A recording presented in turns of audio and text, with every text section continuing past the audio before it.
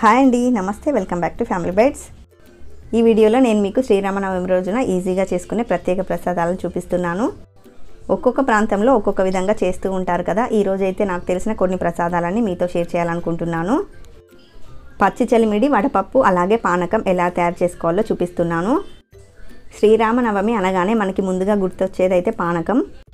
ముందుగా పానకం ఎలా తయారు చేసుకోవాలో చూద్దాము. దీనికోసం పావు కప్పు తురిమిన బెల్లాన్ని ఒక బౌల్లోకి వేసుకోండి. బెల్లాన్ని బాగా సన్నగా తురిమి వేసుకోవాలి. ఇప్పుడు ఇందులోకి ఒక కప్పు దాకా నీళ్ళని పోసుకోవాలి. ఇలా ఒకసారి బాగా కలిపేసి పక్కన పెట్టారంటే బెల్లం అనేది త్వరగా కరిగిపోతుంది. ఈ బౌల్ని పక్కన పెట్టేసి మనం చలిమిడిని ఎలా ప్రిపేర్ చేసుకోవాలో చూద్దాము. దీనికోసం ఒక బౌల్లోకి సన్నగా తురిమిన పావు కప్పు బెల్లాన్ని వేసుకోండి. ఇందులోకి 1 లేదా 2 టేబుల్ స్పూన్ల దాకా నీళ్ళని వేసి కలుపుకోండి. చలిమిడిలో ఒకేసారి ఎక్కువ నీళ్ళు పోయకూడదండి, కొంచెం కొంచెంగా వేసుకుంటూ కలుపుకోవాలి. ఇలా కలిపేసి 5 నిమిషాల పాటు పక్కన పెట్టేసేయండి. 5 నిమిషాల తర్వాత ఇందులోకి అరకప్పు దాకా బియ్యం పిండి వేసుకోవాలి. ఇది పొడి బియ్యం పిండి అండి. మీరు కావాలంటే తడి బియ్యం పిండితో అయినా చలిమిడిని చేసుకోవచ్చు. పొడి పిండికి అయితే కొంచెం నీళ్ళు ఎక్కువ పడతాయి, తడి పిండికి అయితే కొంచెం నీళ్ళు అనేది తక్కువ పడతాయి అన్నమాట. ఇలా కలుపుతూ ముద్దలాగా తయారు చేసుకోవాలి.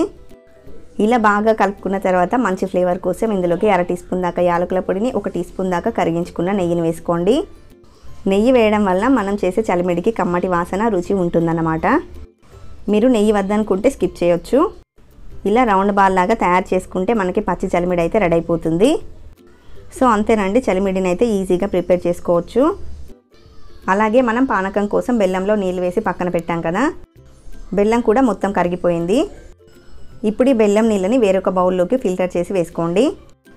మన స్వీట్నెస్కి తగ్గట్టుగా ఇందులోకి వాటర్ని అయితే యాడ్ చేసుకోవాలి. ఈ పానకంలోకి వేయడానికి 1/2 టీ స్పూన్ మిరియాలు, 2 యాలకులు వేసి దంచి తీసుకోండి. మిరియాల పొడిని, యాలకుల పొడిని విడివిడిగా వేయడం కన్నా కూడా ఈ విధంగా 2 కలిపి వేసామంటే ఫ్లేవర్ అనేది చాలా బాగుంటుంది. చూడండి, ఈ విధంగా మెత్తగా దంచుకోవాలి.